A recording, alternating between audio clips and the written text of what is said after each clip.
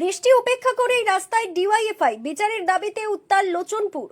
বারুইপুরে 11 বছরের নাবালিকা খুন ও ধর্ষণ ও মীনাক্ষী মুখার্জির হেনস্থার ঘটনার প্রতিবাদে এবং দোষীদের দৃষ্টান্তমূলক শাস্তির দাবিতে বৃষ্টিকে উপেক্ষা করে পথে নামল ডিওয়াইএফআই ইসলামপুর লোকাল কমিটির লোচনপুর ইউনিট কমিটির উদ্যোগে লোচনপুর বাজার থেকে সিসাপাড়া বাজার পর্যন্ত অনুষ্ঠিত হয় বিক্ষোভ মিছিল। প্রবল বৃষ্টির মধ্যেও বিপুল সংখ্যক কর্মী সমর্থকদের উপস্থিতিতে মিছিল ঘিরে তৈরি হয় প্রতিবাদের আবহ।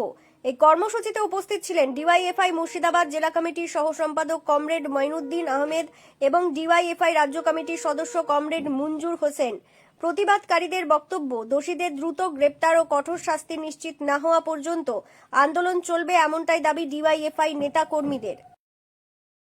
গত 2 দিন আগে আমরা দেখলাম বারুইপুরে 11 বছরের একটা ফুটফুটে মেয়ে কন্যা সন্তান, তাকে ধর্ষণ করে খুন করা হলো।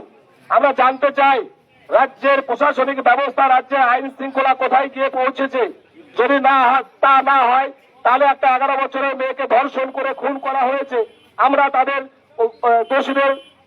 অভিযুক্ত দোষীদের অবিলম্বে শাস্তির দাবি এবং ফাঁসির দাবির এই সময়কালে আমরা আবেদন জানাচ্ছি। এর কর্মসূচি আপনারা জানেন যে গত পরশুদিন বারুইপুরের 11 বছরের কিশোরী, সে বাজার করতে বেরিয়েছিল। বাজার করতে বেরোনোর পর সে আর বাড়িতে ফিরতে পারেনি। পরে পুলিশ প্রশাসনকে জানানোর পরেও তাকে খুঁজে না পাওয়ার পরে সেই এলাকার যারা জনসাধারণ তারা সিসিটিভি ফুটেজ দেখার পরে তারা বুঝতে পারে তাকে কয়েকজন যুবক তাকে অপহরণ করেছে। শেষ পর্যন্ত তাদেরকে জিজ্ঞাসাবাদ করা হয় এবং পুলিশের সহযোগিতা নেওয়া হয়। কিন্তু আমার একটাই বক্তব্য যে এই রাজ্যের পুলিশ মন্ত্রী সে বলেছিল যে আমাদের আইন শৃঙ্খলা, আমরা যখন সরকারে আসব তখন হচ্ছে আমাদের আইন শৃঙ্খলা একবারে মানুষকে জানে সুরক্ষা দিতে পারে সেই ব্যবস্থা করা হবে।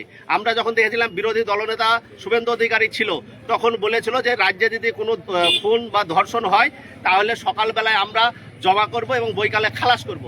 আমাদের দাবি, এই দাবি নিয়ে আমরা আন্দোলন করছি। কারণ হচ্ছে আজ 11 বছরের কিশোরীর যে ঘটনা ঘটলো, খুব মর্মাহত ঘটনা। আবার আজকে আবার সেই জায়গাতে দেখলাম যে মালদহের মতো একটা জায়গায় সেখানেও একটা ধর্ষণ হয়ে গেল। আবার আর একটা জিনিস দেখলাম, সেই বারুইপুরে 17 বছরের একজন কিশোর, তাকে গলা কেটে হত্যা করা হলো। তাহলে আইন শৃঙ্খলাটা কোথায় যাচ্ছে? তাহলে আমরা অবিলম্বে, আমাদের দাবি যে অবিলম্বে পুলিশ মন্ত্রীকে পদত্যাগ করতে হবে। কারণ বিগত দিনে দেখতে পাচ্ছি আমরা যে মমতা বন্দ্যোপাধ্যায়ের আমলে যেভাবে আরজিকর থেকে শুরু করে কামদুনি, পাকি স্ট্রিট বিভিন্ন জায়গায় যে ধর্ষণ হয়েছে, সেই ধর্ষণের সময়তে যেমন পুলিশের অনীহা, পুলিশ প্রশাসনের কোনো ভূমিকা ছিল না, সেম জিনিস আমরা দেখছি এখনকার বিজেপি যে সরকার পরিচালনা হচ্ছে সেখানেও তাই হচ্ছে। এই জন্য আমাদের আন্দোলন আজকে না, আগামী দিনও আছে। এবং আপনারা দেখতে পাচ্ছেন সোশ্যাল মিডিয়ায় বা বিভিন্ন জায়গায় সারা রাজ্যে এইভাবে আন্দোলন চলছে। আবার আমরা এই আন্দোলনের গতিকে বাড়ানোর জন্য আমরা চাইছি যে আরও যেন আন্দোলন বাড়ে, সেই লক্ষ্যমাত্রা নিব এবং আমাদের দাবি যে যারা অপরাধী তাদের ফাঁসি দিতে হবে। আচ্ছা, কোচবিহারে মীনাক্ষী উপরে ডিম ছড়া হয়েছে, এই ব্যাপারে কি বলবেন? আপনারা জানেন যে আগে থেকে আমাদের প্রাক্তন মুখ্যমন্ত্রী কমরেড জ্যোতি বসু বলেছিলেন যে বিজেপি একটা অসভ্য বর্বরের দল। কারণ বিজেপি বুঝতে পারছে এই সময়কালে যে রাজ্যে তৃণমূল কংগ্রেস নাই এবং সারা রাজ্যে কংগ্রেস নাই। এই সময়কালে সিপিএম পার্টি এমনভাবে বিরোধী হয়ে উঠছে যে আগামী দিনে বিজেপির সঙ্গে সামনে লড়াই হবে সিপিএম পার্টির। তাই ওরা চাইছে যে এখন থেকে দমানোর চেষ্টা করছে, কিন্তু আমরা বা আমাদের সংগঠন দমানোর পাত্র নাই। আমরা হচ্ছে লড়াই সংগ্রামের মধ্যে আছি। আপনারা দেখবেন বিজেপি যে কাজ করছে, বিজেপি যে ভুল করলো, তাতে আগামী দিনে বিজেপিকে এই পশ্চিমবাংলায় খুঁজে পাওয়া যাবে না।